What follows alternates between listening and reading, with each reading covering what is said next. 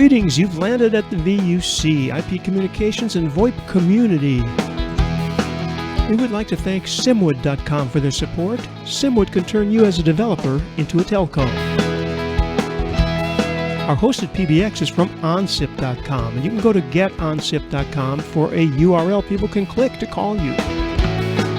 We've been privileged over the last 5 years to be using the best conference bridge on the planet. Yes, I'm talking about ZipDX.com, full color, full featured, full HD conference bridge. Our website, VUC.me on the web's hosted by Bluehost.com. And our worldwide local rate dial-ins are from Voxbone.com. Welcome to VUC number 604 for July 29th, 2016. Before we get on to Randy and the boys with the show for the day, we'd like to make a shout out to our friends at Digium who bring you Astricon, the Asterisk User Convention, Conference, and Expo, September 29th. Actually, let's make that the 27th through 29th. In Glendale, Arizona. You will meet a lot of interesting people there, talking about all kinds of things, telecom, VoIP, Asterisk, Switchvox, etc. And now, on with the show. Jim Dixon. I know, when's the last time any of you guys heard that name? Because that's like 2004 material or something. He wrote the initial Zaptel stuff, right? Am I wrong? Sounds right. Zapata, and then they got into a fight with somebody who made beer or chocolate or something with the same name, and they had to change it to something that nobody else would ever use, which was Dottie. Dottie. Who is your Dottie? Exactly. One of the jokes. Yeah, no, my Jim Dixon story, if I'm right, is that I had just bought him the original MacBook Air, and he ran over it in his electric wheelchair. It survived, actually. True Davros style. Indeed. But it was my fault for leaving it on the ground in Astricon in the corridor, but he reversed onto it. You weren't preparing for Dangerous Demo, were you? I may have been, actually. But anyway, it survived. No, that was in the days before Dangerous Demos, when every single demo that Tim did was dangerous and likely to fail. I have to say, actually, James, that I suspect that the first demo of mine you ever saw was a rousing success, which was the one at eTel, in which I managed to make a phone call from a browser, and ordered pizza, or didn't actually. But that worked. That worked. And then that was many years. That's probably what, 8 years ago? No, longer. No, the first time I actually saw one of your demos, actually, Tim, was at an Astricon. It was the same Astricon in Texas somewhere, I think. Dallas. Met the lovely Zoipa Mira. Oh, right. Yes. Yeah, at that point, we were deadly enemies because Zoipa were doing a competing thing.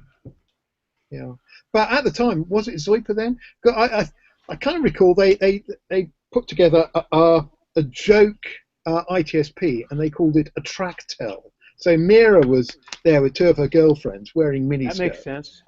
And they were pursuing the poor Astriconners and really having a very, very funny time. That was the year that Astricon overlapped with Halloween. And so I remember going to a bar in Dallas and there being a very, very good band who were all dressed as skeletons, which was quite fun. That's rather random, isn't it? Anyway, it was a good evening. That I remember it fairly clearly. You probably guess we don't actually have a proper guest today, so you've got us just verbally. That's right, and I should have said a few minutes ago to go to astricon.net, by the way, to get more information on that. I noticed our good friend Ben Klang will be speaking. He does a great presentation. At this time, we're not sure if any of you are going, or somebody is or not. Astracon. Well, we're hoping to, but we're just trying to sort out the travel budget at this moment in time. And when is Burning Man, Tim? Is that the one that's conflicting with? No, Burning Man is the very end of August, so it runs over the Labor Day weekend, and I'm going to that, but most unlikely I'll make it to Astracon, because as I've said to a few people and nobody appears to believe, I'm getting out of voice. I'm less and less interested in doing pure voice stuff, and more and more interested in the IoT thing. Things, indeed. I think you need to get into encrypted and decrypting nanobots in the human body, Tim, to help me write my story that's in progress. Right. Well, I mean, nanobots and encryption, I could be interested in both. I'm not so keen on the human body bit. It's a bit kind of squishy, and you know. There's a lot of squishing going on in this story, for sure. So we were talking a few minutes ago and decided, I was persuaded to bring this to the people. So I just got a note, handwritten by my mobile carrier.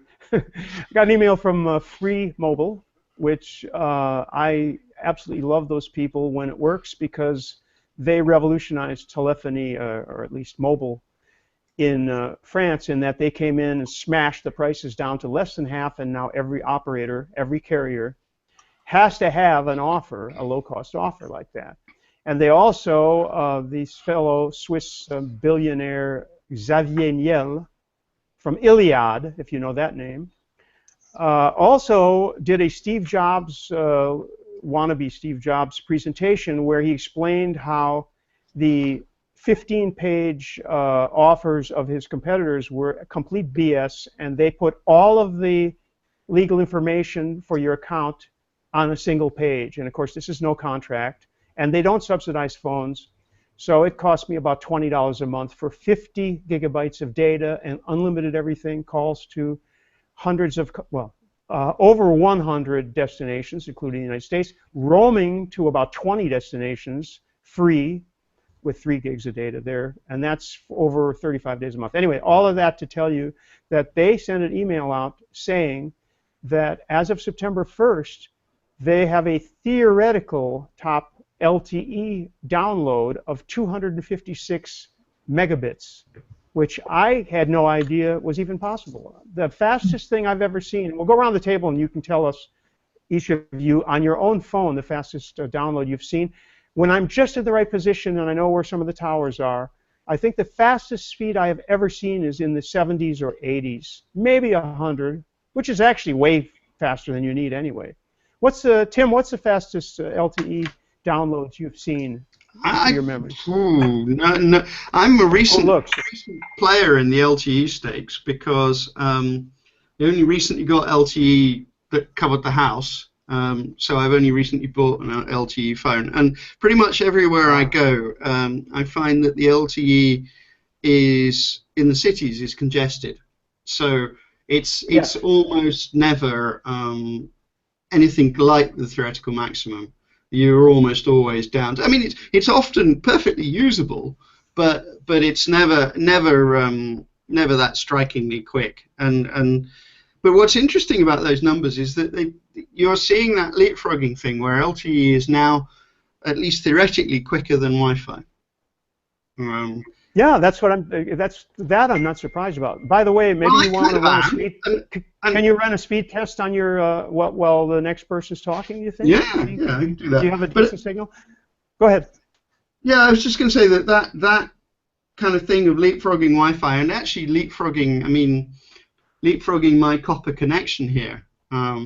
So I can get LTE that's kind of comparable to my copper connection, and that's insane. Yeah. And that's just a failure. That's a failure on OpenReach's part, as far as I'm concerned. It really shouldn't be. That shouldn't be the case. Well, I have that exact situation at my house. Even when my VDSL2 is working properly, the upload speed is around 10. I've seen 30 and 40 upload on LTE. The difference, though, is that the copper is more, when it's working, is more stable minute to minute than LTE. And you're right, in Paris, for example, LTE pretty much sucks. There's just a much too much population density. In order of who I see in the little film strip, we'll take it over to James. Yes, sir. Tell us. Yeah. Well, the fastest I've seen is about 125, but I've just been doing a little bit of checking. Most of the modern handsets now will support a maximum throughput of 300 megabit per second.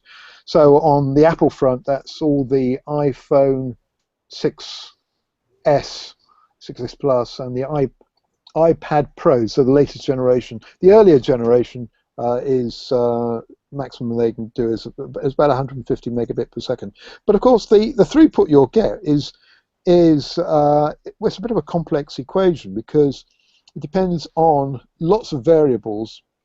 Major one of which is the modulation scheme that your operator is using, and then you've got things like how congested things are. Rather interestingly, Andy and I were at the 5G Innovation Center. Was it last week, Andy? In where? It was the week before last. 5G Innovation Center in Guildford, the University of Surrey, which is probably the premier place for doing kind of 5G work in UK. And they were demonstrating waveforms there that will move data at about a gigabit per second. And probably more importantly, we're demonstrating a radio path performance which was substantially better than anything that's out there at the moment. So we're talking about something like 25 dB better in terms of radio path capability than the existing waveforms, which is just absolutely lunatic, really. What that means is that effectively the range and performance of 5G systems is going to be, well, quite awesome. But it's going to be a couple of years yet before we see those. In fact, if you want to see what the capability of handsets is going to be in 18 months' time, the way you do it is you go and you check out Qualcomm and find out what their new generation of handsets is doing. And Randy is threatening us with... No, actually, I'm just showing my test, which is T-Mobile. It is LTE, which is, I think... Is it LTE or LTE Advanced? No, it says LTE, and it's not very advanced because the download is 12 megs and the upload is 18. And where are you today? Santa Barbara, with the ping time of 89 milliseconds. So that's just a reference. See if... Let's go back to Tim, our man in... yeah, no, your man in the sticks here. No, I got 5 download and 3.5 up. Which is good enough to do a video conference. Right. I mean, it's fine for all practical purposes, but it's no great shakes. And if I was trying to download something large, then I would be slightly annoyed by it. But for its normal purposes, it's really not a problem. One thing that's interesting that James reminded me of is I saw a fascinating talk about how with 4G you can start to make use of multiple base stations in your location. So you might have a big tower that's covering a large area, and then you have a bunch of small towers that fill in.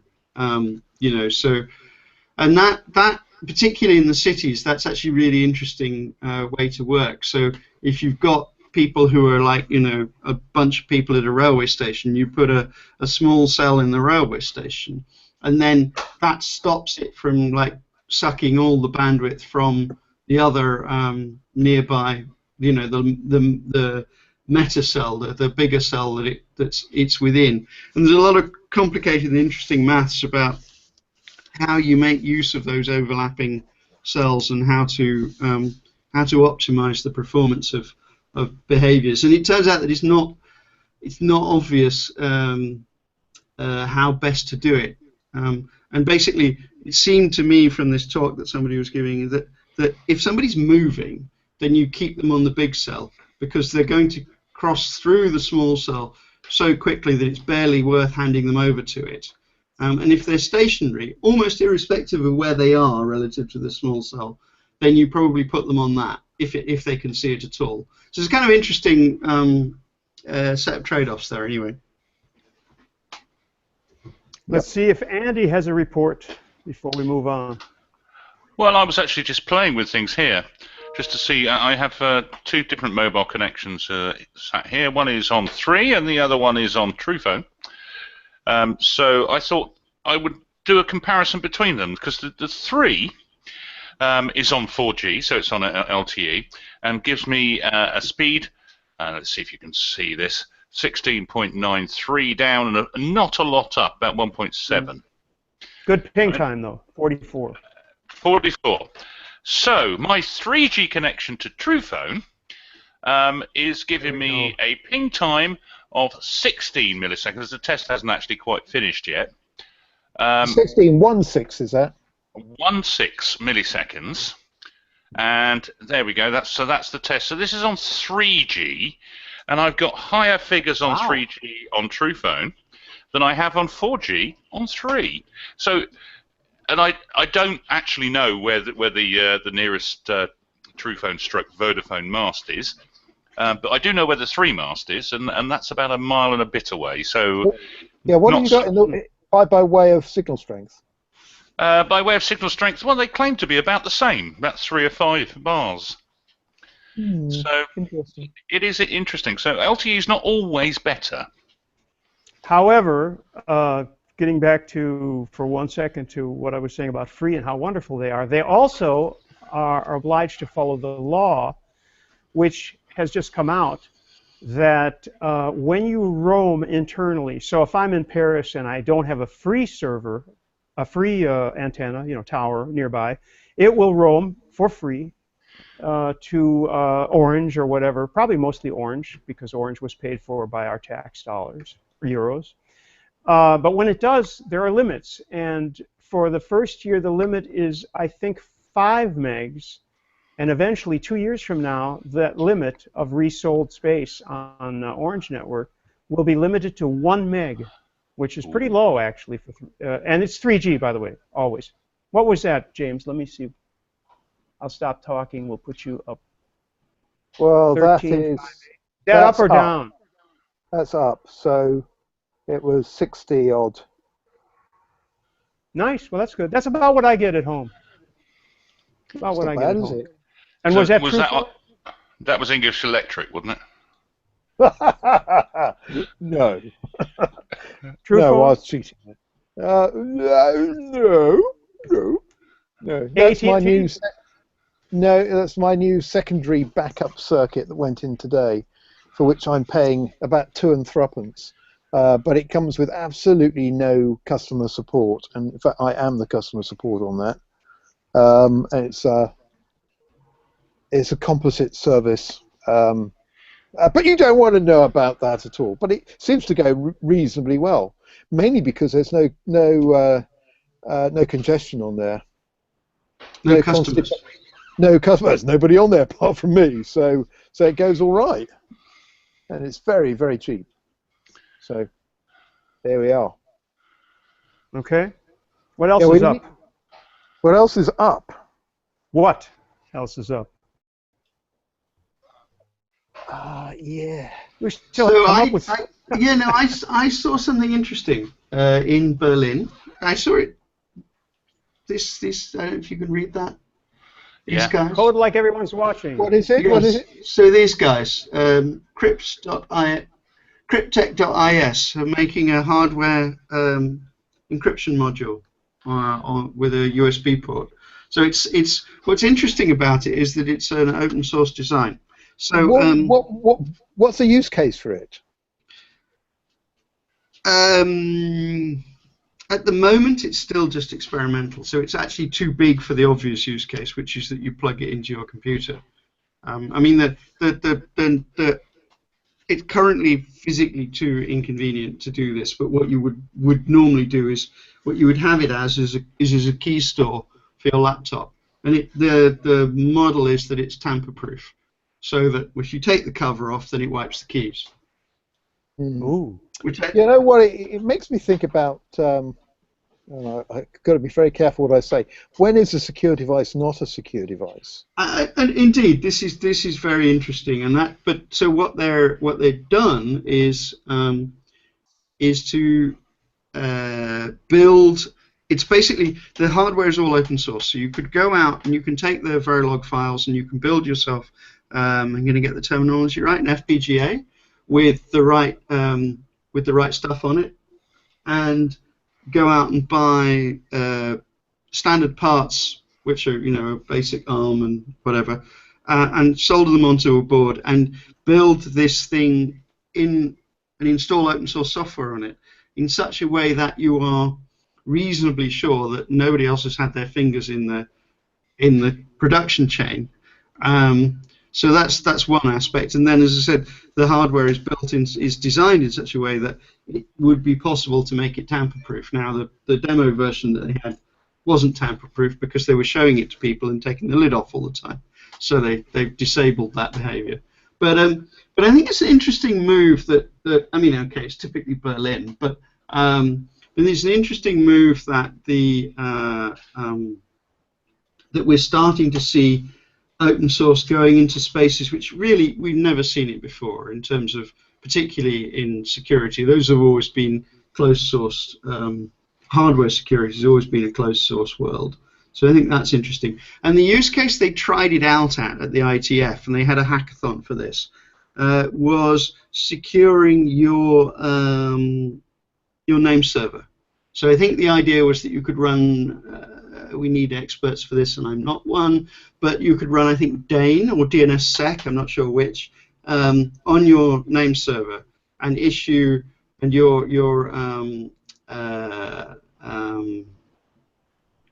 key.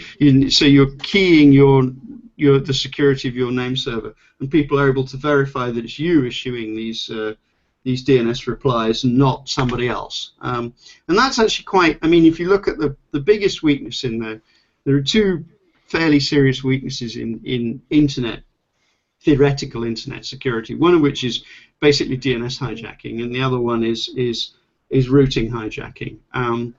Routing hijacking I don't think we've fixed yet. DNS hijacking is at least fixable with something like DNSSEC, but that assumes you've got somewhere secure to keep the keys. So it's attempting to address that space. But I think it's fascinating that somebody's actually doing it.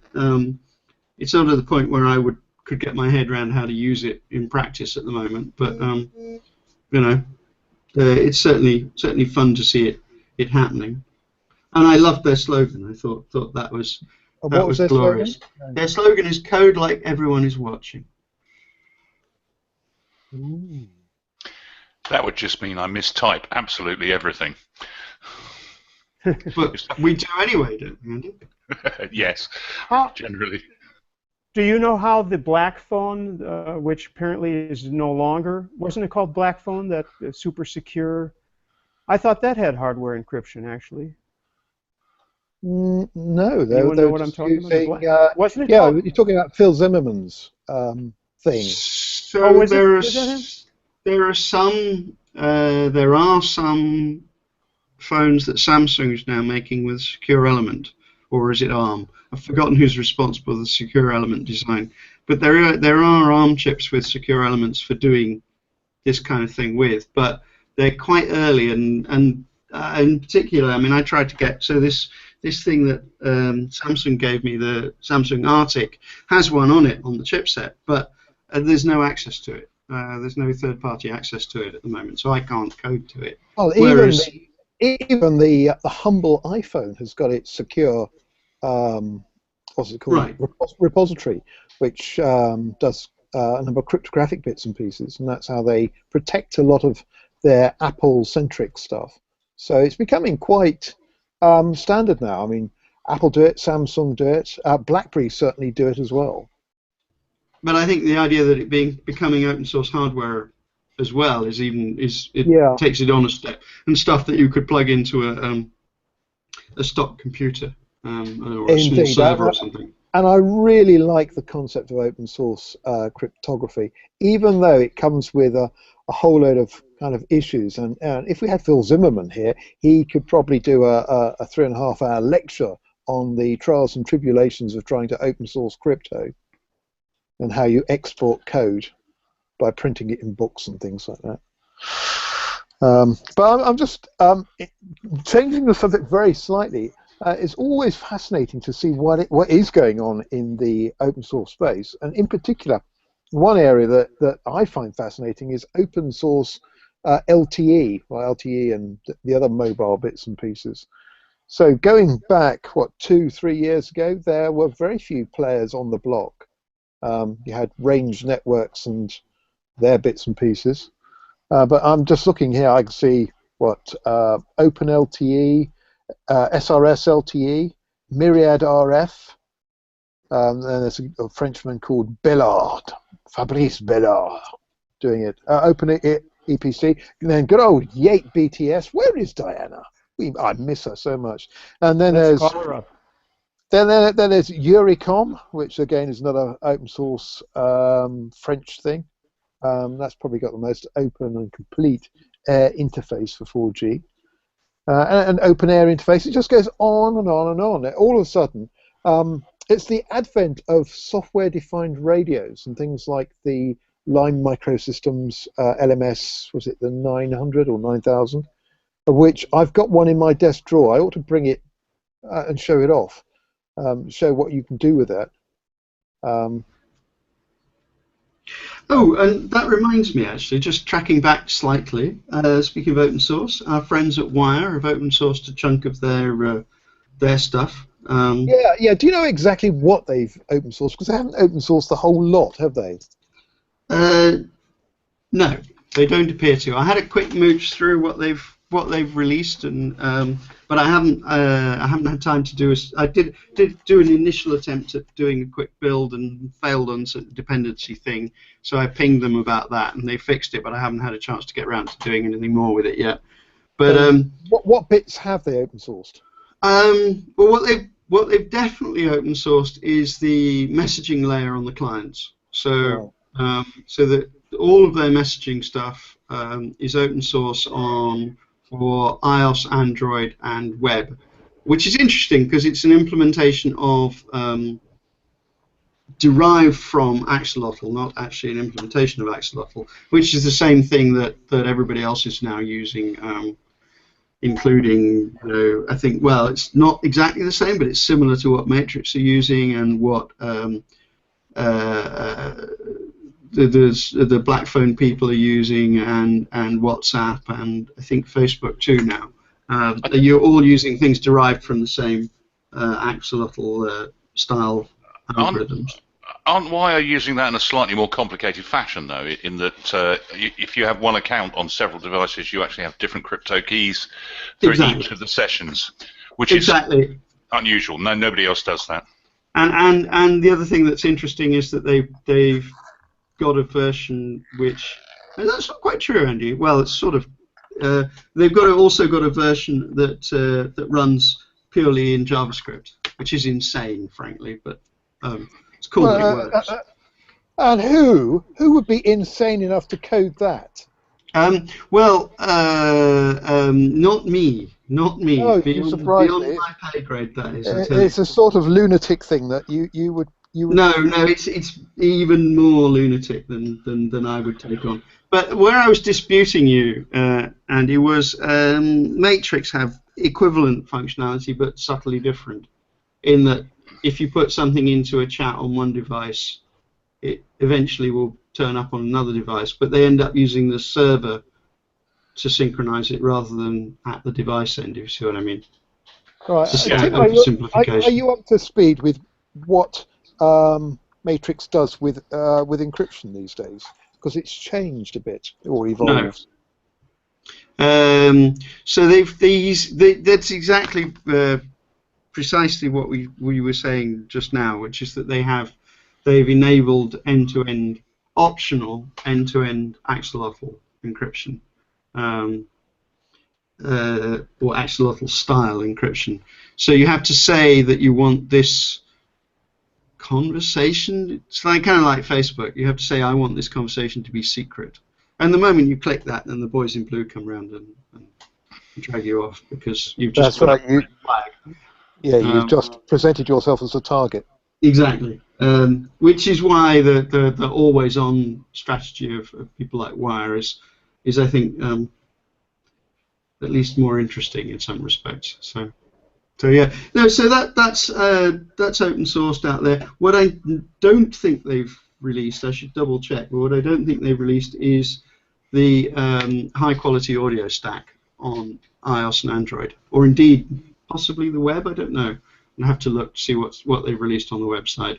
But I think on iOS and Android they've kept the precise implementation of the audio stack to themselves, which is one of the differentiators. And I think also that you don't have I don't know if this is done on a code basis or just on a copyright basis, but I don't think you have the right to exactly replicate their client. You can replicate the functionality, but not the look and feel, which is, again, one of their differentiators. So it's interesting. I haven't had a chance to come back and rebuild it. I had an hour slot where I could try it, and I couldn't get it to fly. And then I put a thing in on GitHub, and an issue up in GitHub, and I got a response back a few hours later saying, yeah, it's fixed now. But by which time I was no longer in a position to do anything with it. And I haven't got back to that yet, but I will at some point. Yeah, I think we all suffer from that. There's lack of time, and if you don't get it right first time, then you kind of lose momentum, don't you? Yeah, I mean, I'm having the same thing with this chip, although you've just reinvigorated me with that. The idea that I may have missed. No, this chip, this one that's not working, allegedly. Mine works. Yeah, it's very good, James, and I'll have yours if you don't need it. Well, I've got a spare one as well. Yes, $9 worth of computer. The thing I like most about it, and I don't know if you'll be able to see this, is that they've labelled all of the connectors. So all that header there, all of the pins are labelled so that you can see what you're poking your little jump leads into, which I think is great. It is very clever. And I hadn't noticed that. No, it's great. Excellent. Thanks for pointing that out. No, it's a good. I mean, I don't know how long before those things kind of scrape off or something, but no, it's a nice design decision. Runs quite warm, actually. I was quite surprised at how warm it ran, but anyway. Yeah, and people have asked, what's the difference between chip and something like a Raspberry Pi? So it's probably worth spending about 10 seconds explaining that, I think. Right. So let me see. Well, the big difference, big difference is that this has a radio module on it. Now, I know that the Pi 3 does, but the Pi 3 is 3.5 times the price of this. So this is $9. And it also has memory, and unlike the Pi, it comes with the operating system pre-installed. Right. So you literally just plug it in and it goes. So there's an interesting, there's a fun contrast. I was actually thinking I might try and do some sort of blog or talk about this. An interesting contrast between my three current favorite devices. Well, my three devices. So we have the Pi, and this is an original Pi, but it's an antique now to some extent. I mean, it's just look at the size of that SD card. Right, so it hasn't, but that's the size of the slot, right? So the original Pi, that was the slot size. You had no choice. I mean, okay, it's actually got a micro SD in it, but anyway. So that tells you the first thing that's wrong with the original Pi, which is that it hadn't got any memory on it, and you had to put the long-term store on it somewhere. And then the other thing was that with the original Pi, which is now not true, is that it used not to have Wi-Fi or Bluetooth on it, and you had to add those. But that's fixed in the Pi 3. And then, but as James says, there's no OS on it. And then you have the glorious BeagleBone, which is, I think, my favorite now, which is slightly slower than the Pi. But it does come with 4 gig of flash on board and buttons. So it has a power button. It's very small, but it has a power button and a reset button, which is a thing that the Pi lacks. Does it have a self-destruct button? Sadly not. Then again, you don't need it, do you? I only need a small amount of help before I can kill them. I find that putting 12 volts in the wrong place tends to do that. So yeah. It's worse than that. It's dead, Tim. So, and there's a new Pi called the BeagleBone Green. There's a new BeagleBone called the BeagleBone Green, which has but it also has the Bluetooth and Wi-Fi chipset on it, and so you lose something. I've forgotten what. Oh, you lose the HDMI connector and you get Bluetooth and Wi-Fi instead. So that's a sort of more for embedded devices rather than things that need a screen. And then the chip, which is so both the Pi and the BeagleBone are like $35 or so, and then the chip, which is $9, has fairly similar sort of spec. I mean, it's got it doesn't have flash. It doesn't have an Ethernet connector. It doesn't have an Ethernet connector, and it doesn't do HDMI. It does composite video. But having said that, there's a Shield thing that you can buy, which costs about the same price as the board in the first place, about $9, which plonks on top. Yeah. But a lot of these things are horses for courses, though. Right? The biggest strength of the Pi, really, even the original Pi, was just the 3D capabilities that they had with the graphics processing engine that was on there in hardware. And BeagleBone Black was better because it was more performant at the time, but didn't have that video capability. So if you take that video capability out, the Pi's been used for so many things for which it was never intended. You're absolutely right. I mean, so horses for courses is exactly the right way to look at it. So the Pi has a certain set of strengths. There are huge numbers of add-ons that are all cheap. There's a huge community who are putting stuff into the Pi. So it's brilliant from that point of view, and they're easily obtainable. There's a lot of people who understand how to use them, so it's great community side as well. The BeagleBone still, for me, has one huge advantage, which is that it's got these two on-chip real-time processors, which you can reach from the main machine.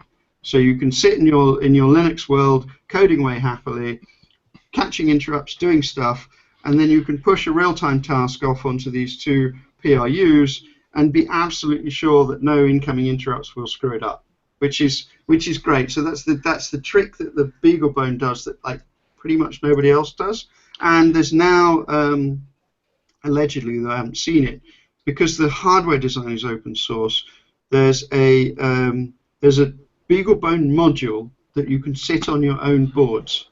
So you can have a module which basically does everything that's on this board, but is a smaller, much smaller object which you can sit onto your own designs, which I think is interesting. And then the chip is just fantastically cheap. And the thing they've done that's interesting with the chip is that they've made a thing that looks like a kid's calculator or a kid's toy device, but a minimal screen and a minimal keyboard. So I think it's $25 gets you a tiny computer that you can just mess with, which I think is quite interesting. But the joy of all of these things is they're essentially disposable. I mean, I was a little bit upset that I blew up this BeagleBone, but in the end, that's 25 quid blown. And given that that's a shame, but it's not, it's not like blowing up a server used to be, where that was a month's wages, So I think that's that sort of range of devices is fascinating. And then there are others as well. There's Intel and Samsung have got equivalent. Well, you mustn't plays forget into that. the space. You mustn't forget the BBC Microbit, although I actually haven't seen a purpose for that yet, other than some very basic things. I still don't have one, actually. I kept meaning to get hold of one, but What is that? What is that? It's a very basic computer which is aimed at schools, primary schools principally, so that the kids can get an introduction into coding. They do simple things like scrolling letters across a little screen, that sort of thing. But my level. No, it's very, very, very basic. So it's got, I want to say 8x8, so whatever that is, 64. Maybe I've got that wrong. Red LEDs on one side. 25. Oh, it's 5x5. Okay. Yeah. So it's got 25 red LEDs on one side, and it's got a Bluetooth connector and a USB connector, tiny amounts of memory, and some I/O pins and something else. It's got a gyroscope on it. There's one other kind of moderately interesting sensor in it. Built-in compass, which they're calling a magnetometer, of course. Right. It's got a compass. That's it. And a rectal thermometer. Well, it's a little bit wide for that. On the subject of thermometers, that's a bit of a lead into my little evening project over the last couple of weekends, and that's been putting together a cat surveillance system. This is almost bordering on Yopet. You may or may not know that we have 2 young kittens. I call them Ron and Hermione because one's ginger and one's a female and pretty nice looking. But the rest of the family call them Tibbles, which is rather embarrassing, and Maisie. And I decided it would be a really good idea if we could deploy some kind of monitoring system to check on them whilst they're left home alone. And so I went out and did a bit of research and found a Motorola device. It's actually made by some kind of Hong Kong outfit, but marketed through Motorola. It's a pan-tilt zoom camera, which then allows you to access the media through a cloud-based thing. It also allows you to monitor the audio and talk back to your pet, so you can make noises at them. Or if you really want to annoy them, you can play canned lullabies to them. It's got infrared LEDs for nighttime use. Yeah, it works stunningly well. Mrs. B thinks it's really good, and so she lies in bed watching the kittens. So where is this? Can we hack it? Well, yeah, they are Showdown. hackable, but I'm not sure I want to. Let's see, Showdown. What's the device to it? Well, I'll tell you what. I'll just show you on this. One of the drawbacks, the big drawback with it, is that it comes with a proprietary interface and an application called something I can't remember. I forgot what it's called. What's the part number, James? I'm going to look it up on Showdown and see whether if we can connect to somebody else's. It's a Motorola Scout 75. And yes, you can hack them because I've already hacked it with my Ubuntu desktop here. So that got me interested in this thing because I got really bit. No, the application is called Hubble. Here we go, Hubble. Hubble. There we go. And there's the cat cam.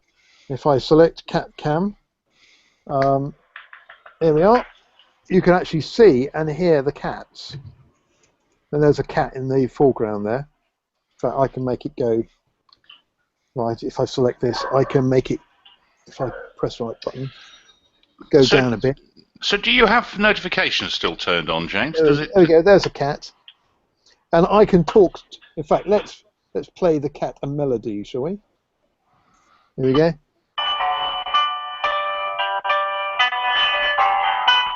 That's really annoying melody for the cat.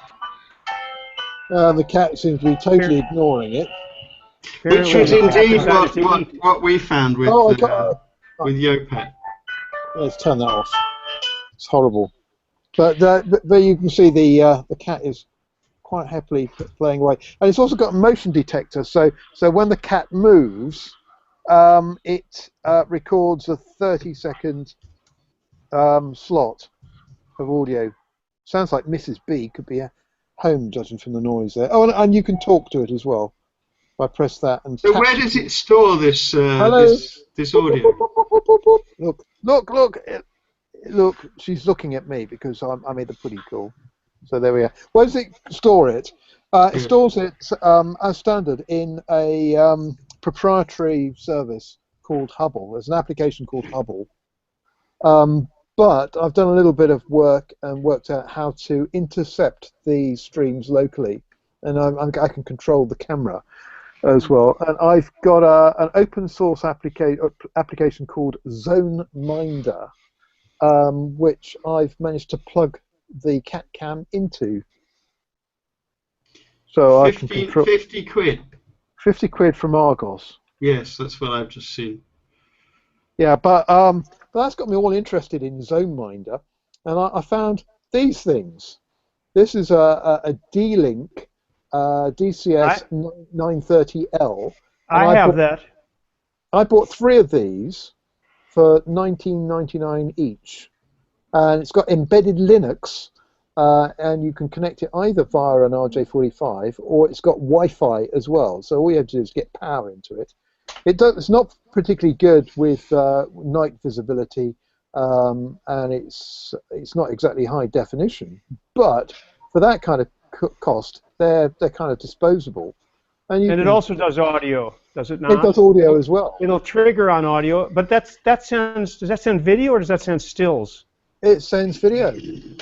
It's also The one I have is email stills. The reviews, you're right. The reviews of this are very, very funny. What the Motorola Scout or the DCS 930? Of the Motorola Scout. You're going to get one now, aren't you? No, I'm not.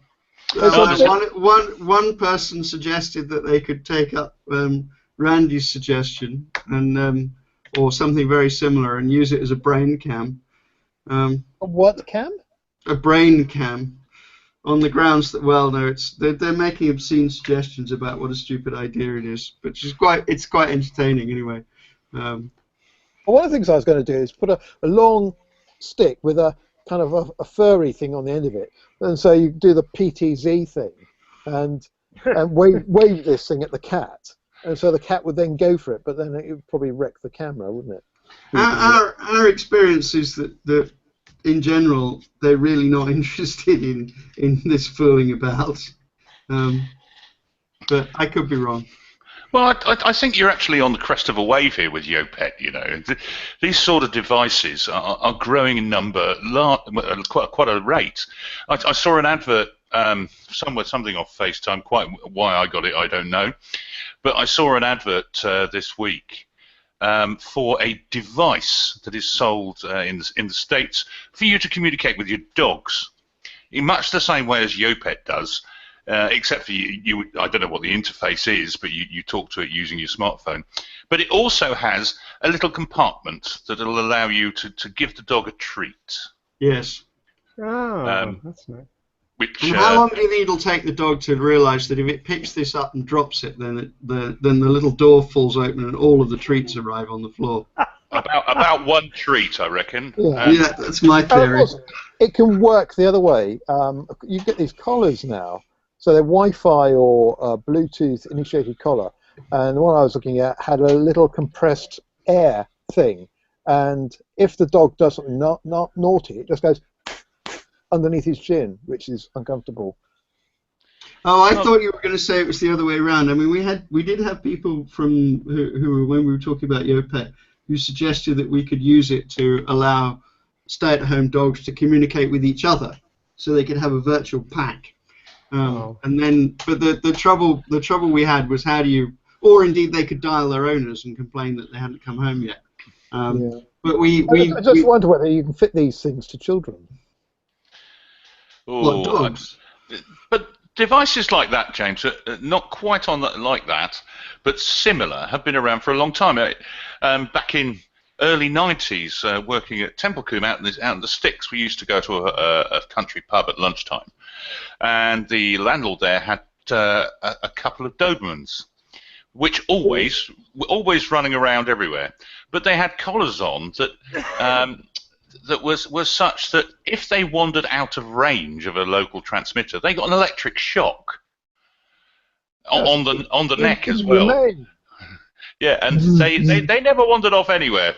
They may have done so once or twice, but that was it. They weren't going away again. So they very much learned the lesson. I suspect you could have turned the thing off at that point, and they would never have gone. But it's all about pets. So many of these devices are about pets, and you're leaving your pets at home and so on. Whereas in my book, you shouldn't be leaving pets at home.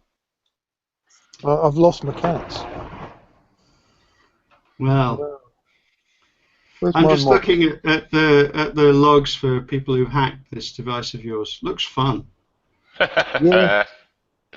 Okay, So do we now Well, have a competition? You've got to hack Tim's electric car, and he's now going to hack your cat monitor. Well, I'm not I'm- the only one with one of these things. I got one because Sam Machin said he's got one. He said it was quite good fun. So I immediately, when I saw they were on special offer, oh, there she is. She's sitting in the window. And where did you purchase this thing, James? From Argos, which is kind of like Best Buy. There she is. She's sitting in the window. Look, found her, looking out.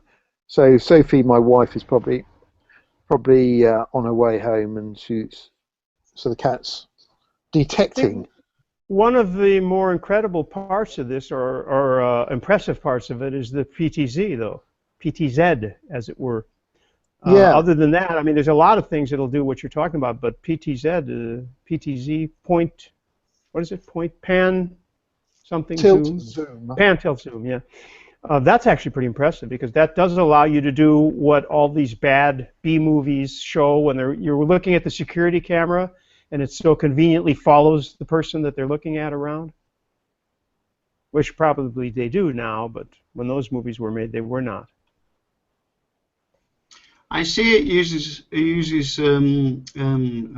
God, what's this called? The old RTMP protocol, the flashy thing. So do you have to use flash to watch this camera then, James? I bet you do. I bet you do. Well, I've got it on my iPad. There's Okay. a bit of zoom there to prove that it zooms. Don't know. Haven't got that far into it. And you can see it can't be flash because I'm intercepting the stream and running it on my Ubuntu machine, and that's not flashed. Can you see this from outside your network? Yes, but only via the Hubble proxy. So how did you authenticate that device against your Hubble account?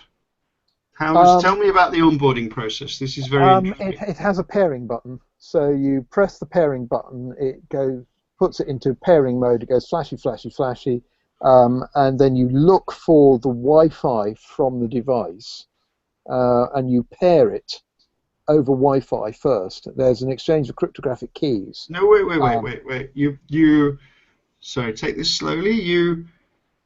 On your iPad, you're sitting there, you install the Hubble app on your iPad, and then you press the pairing button on the camera, and then you look for the Wi-Fi from the camera on your iPad. Correct. And then you select it, and then the Hubble app has a chat with that. Correct. You've got it. And there's an exchange of credentials. Oh, that's interesting. But it's only in pairing mode for, I don't know, 60 seconds or so. Right. And then how do you put it onto your own Wi-Fi? Well, the stream actually is encrypted. No. I only put the thing onto your thing. You So do that from via your the Hubble app. You do From it the via the Hubble app on your iPad, whilst it's still on its own thing, But you having type in said the Wi-Fi credentials for your real network, and then it joins that. Is that right? that is correct. Okay. I'm just trying to. This is interesting stuff for me because I'm digging my way into this world. So learning how people do this is fun. It could be easier, and knowing you'd probably have a QR code in there that you just scan. Well, I mean, maybe not. It depends on. Interestingly, where's my new device arrived, and I've got a little card. Here we are.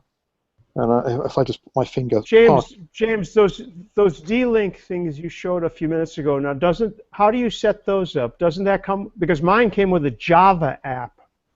And, I don't think. Yeah, I'm putting my finger over certain bits. So it comes with a plastic card with. QR Sorry, code. what was that? That's your Wi-Fi. No, this is for my new Technicolor Gateway Wireless Router, which is sitting over there. My Go Faster private secret secondary internet link. And the way you do that, set that up, and I was quite impressed with this. I'm using an open source? No, it's a proprietary, but it's not related to the. So I'll run through this. So you've got this. Gosh, what's it doing? It's giving me a white screen of death. That's not good, is it? Let's try that again. Close.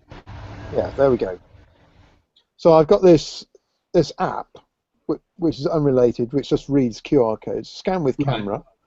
So I've got the code here, which I then scan it. It goes bing, processing code, and it gets me. So it sends you to a URL then, or it loads an app. And so it's told me. I've put my finger over the password. Oh, okay. Oh, this is right. So I'll just describe it. Describe it, yeah. So it gives me a number of actions, and I can display a QR code again just to promulgate it further, or I can connect to it, or I can copy the bits and pieces to the clipboard. So when I say connect, what this does, it goes off to the server and passes the SSID and password, and then comes back with a Wi-Fi profile. And here we are. If I go into that, I'll show you that. There we go. I don't know whether you can see that. Which is in a format that the iPhone will recognize and store in its key store. So I then just hit install up here, and it installs it in exactly the same way as a 3G or 4G carrier profile. That's insane. Yeah, but it works really well. It's insane. You've basically just uploaded your Wi-Fi credentials to some arbitrary person's cloud. Yeah, I have, haven't I? I mean, I know I'm ranting about this cloud stuff, but really, the idea of all of this stuff just going up to the cloud and everyone thinks, oh, it'll be fine. And then when you see all the stories of people being hacked, it's because some clown has... I mean, the other thing, though, right, is not just that these things can be hacked, it's that... And look, it comes back signed with all these certificates. Can you see that? Yeah. Domain validation. Okay. Who is QRafter.com? Okay, right. QRafter is the application. Yeah. But you're right. Yeah, I've just. So they've now got your Wi-Fi credentials. I mean, and they've got your IP address. Yeah, and I did that without even thinking. That's what's really dangerous, isn't it? Right. So I mean, I'm sure they're wonderful people and nothing will go wrong. But then you'll find I can change all my credentials. I can change the SSID. I can change the password. You're still in control of the situation, but it isn't like. Well, I wanted to go through the user experience to find out how it worked. And I think just like you, and it's just like you and this cat cam thing. You're really, really interested in this because absolutely. It's the user experience that determines whether the thing flies or dies. Well, yes, but then the next thing is, what happens to that data that's sitting in that cloud server? What happens when somebody buys them, or they dump that machine in a skip and don't wipe the disk, or they get hacked by the Russians? You know what? It's just... I'm going to change my SSID and passwords after this session. I'm sorry, James. I'm sorry to be this is all healthy stuff. Anyway, and can you change the MAC address? No. Anyway, coming back to Zone, what's it called? Zone Master, Zone Minder. Zone Minder. Have a look at Zone Minder. I've done so several times. Have you tried our friend Jonathan Taylor's SiteHound, which is a competitor for that? No, I haven't. But I'll tell you what attracted me to Zone Minder. It was the list of devices that you can easily connect to it. Also, they've got both iOS and Android clients that give you huge amounts of functionality with a ZoneMinder backend. And something else that I really quite like is the ability to take old or very, very cheap Android handsets and you make them into deployable cameras as well. And you know, I went out and bought a slack handful of the EE Rook handsets, which are actually, I think, underneath their ZTE Blade 3s or something like that. And they cost, wait for it, £19.99 each, and came with an EE SIM card with £10 worth of creds. I only wanted the SIM cards. So, yeah, £19.99 for a fully functioning thing, complete with a headset charger. It's got GPS, battery. Does it do 4G? Yeah, of course it's 4G because it's an EE handset. So yes, and 4G as well.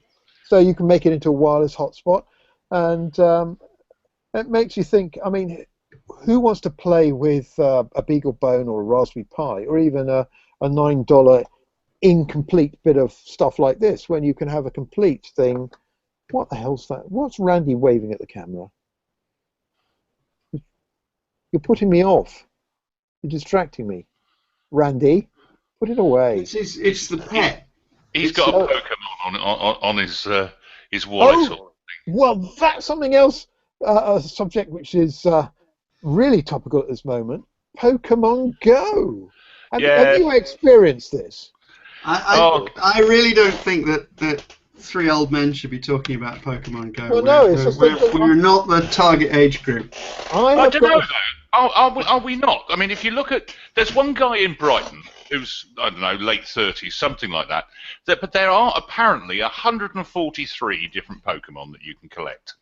And since the app came out, he's collected them all, which has involved him walking 167 miles, and he's lost 2.5 stone in weight. So it's been really good for him physically. Yeah, well, it gets worse than that. 2 of Sebastian's teachers from the school, which I won't name for lots of really good reasons, have just quit because they have decided that, A, they're having more fun playing Pokemon Go, and because they're quite professional at this, they can make more money out of Pokemon Go than they can out of teaching. Yeah, but for how long? I was going to say this week. That is very true. It's a very short-term thing. Also, my dear darling son came to me and said, "Dad, can I have one of your EE Rooks, please?" And what do you want that for? He said, "Because I want to harvest Pokemon Go things." So how are you doing that then? And we went, well, I root the thing, he said, and that allows me to then move around the globe, spoof my way around the globe, and collect rare Pokemon things. And he's using that in conjunction with a Pokemon detector thing. He's got a script which detects where the rare ones are, and then he goes chasing after them. And he said that already they've got countermeasures against these things. So if you just suddenly appear and you move too quickly, then it disallows it. So what he was doing yesterday was plotting a route through Central Park in New York, and then moving at kind of walking speed, but then it's varied slightly, so it doesn't look machine generated, it looks natural, in order to get some of these rare Pokemon characters. And that's my 17-year-old son. All my kids are playing it. But have they worked out how to hack it yet? Oh, look, they're all using iPhones. They're not going to root anything, are they? And no, they haven't got the wherewithal to hack it at the moment. Well, they need some EE Rooks, don't they? At $19.99, infinitely hackable. Yeah, but we think you bought them all. Well, I only got 4 of them, and one of them's got your name on, Andy. Yeah, I know. Where is it? I've got 4 of them, for God's sake. Yeah, I've got one over here. Hang on, I'll show you what it looks like. $19.99. It's You know that you're on another one of those watch lists again now, James, because you just bought 4 burner phones. I'm wondering how our various communications between James and myself on a daily basis seem to not be working quite the same way as they used to. They're not as reliable. I'm wondering if everything's being intercepted somewhere. So Right. this is an EE Rook, as you can see, still sealed. 1999. It has a SIM card inside. What's in the box? Handset, battery, headset, USB cable, and a quick start guide plus an EE SIM card. It's almost worth it just for the charger and the headset. You Well, could throw the phone exactly. away. Yeah, well, that's what I thought. I got these from Argos, and they put them in their sale. They whacked them down. They were originally about 60 quid, I think 59.99.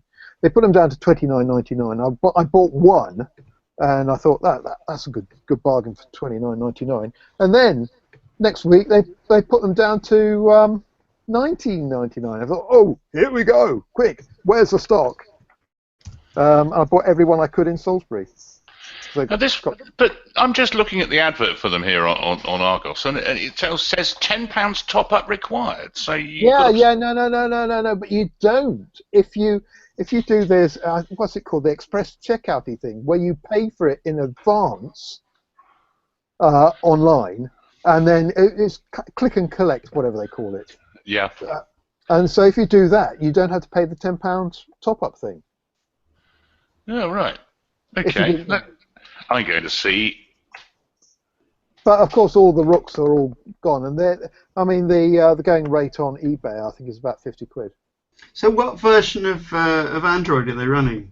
Like 4.3 or something? It's more modern than that, and everything's infinitely upgradable because it's a pretty vanilla Android device, and so it's extremely rootable and hackable, and comes with a very vanilla flavour of whatever. And so if you look on, it's how antique it is rather than how vanilla it is that I'm interested in. it's more modern 4.4. I can't remember, and I haven't got the one that I. In fact, let's look it Anything up. older than 5 is annoying. Yeah, Andy, just Google it and find out what the latest version of Android Okay. it is. Sorry, the latest. I was actually not paying attention to what you were saying then. For the Rook. Android version, Rook. For the Rook. Well, my local Argos has them. Yeah, but what version of Android? I don't know. Let's have a look.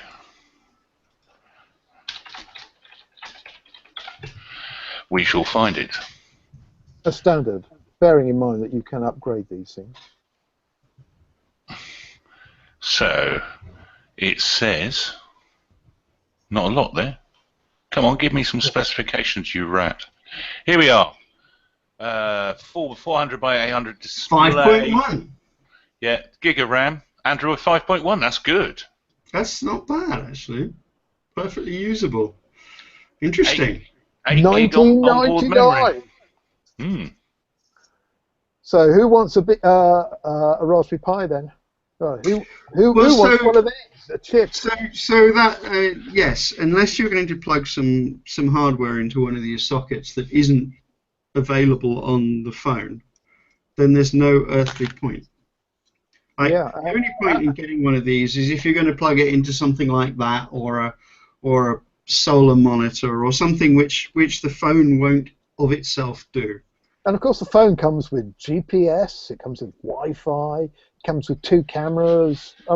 And a battery already built into it. Yeah, except that you had to write all that stuff in the Android environment, which is a bit of a pain in the ass. But yes, essentially, James, you're right. There's anything that you could do with the phone without having to poke wires into it, you should do with the phone because it's going to be cheaper.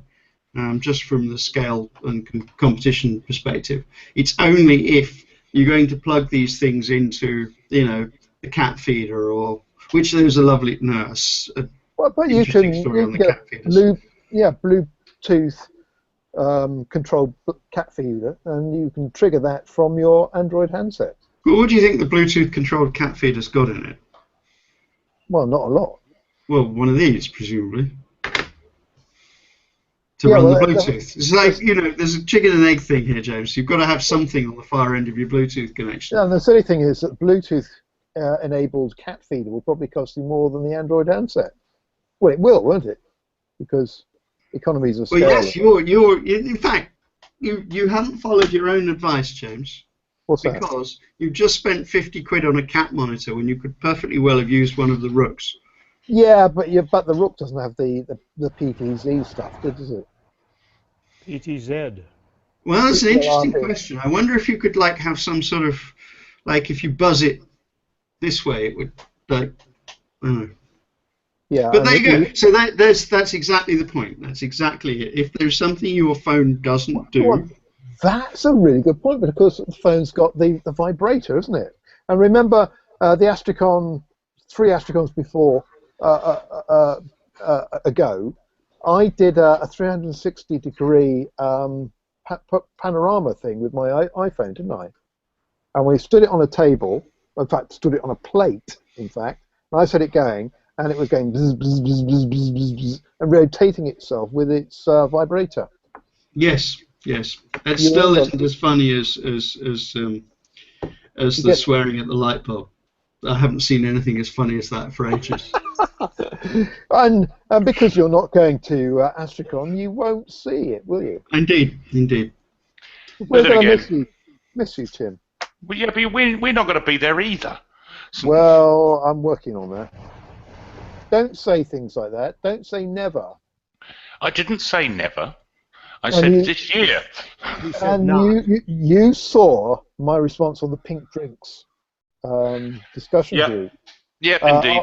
I am intending to be there, and the key to success here is that flights to Arizona are considerably less expensive than flights to Chicago in early August.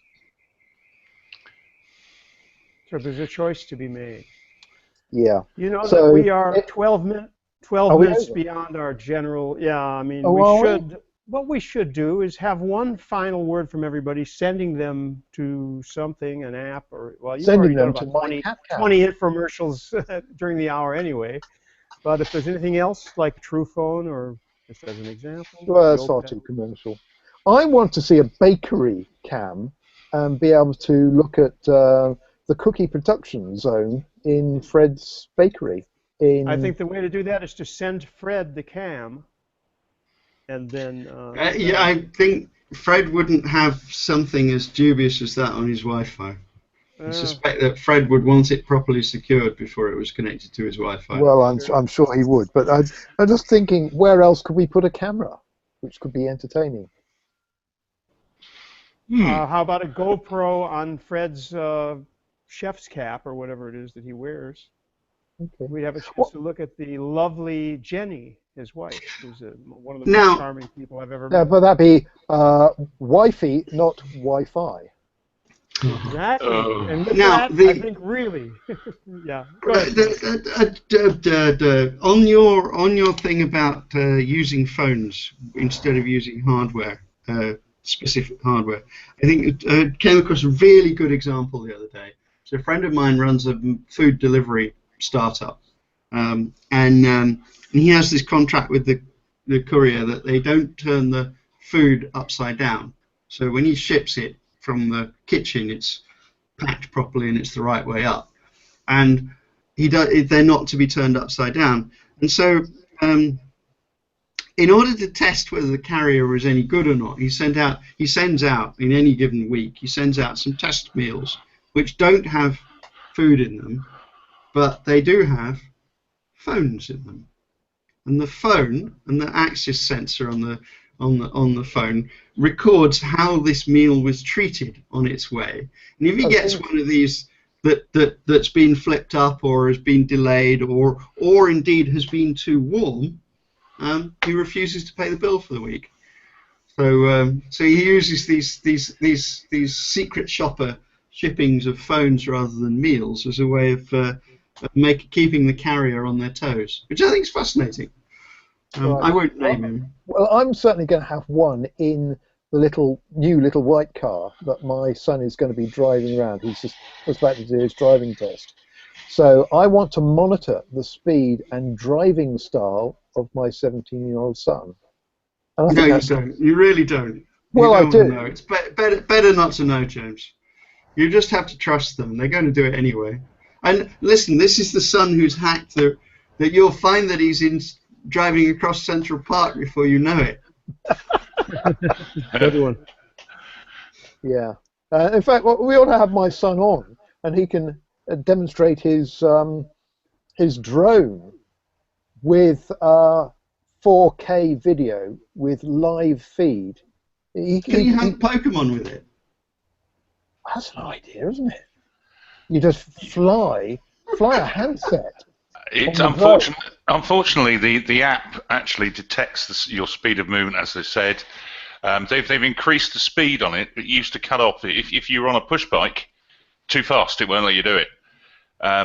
So you couldn't go to a Pokestop or a Poke Gym and actually interact with the thing. It will just say, no, you're moving too fast. So if you're in a car traveling at a normal sort of car speed, it's not going to work. If you're stuck in traffic, it's great. It works all the time.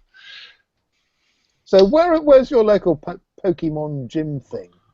Because for us, there's one in Salisbury Cathedral. So all of a sudden, there are all these kind of teenage youths lurking around the cathedral, looking untidy.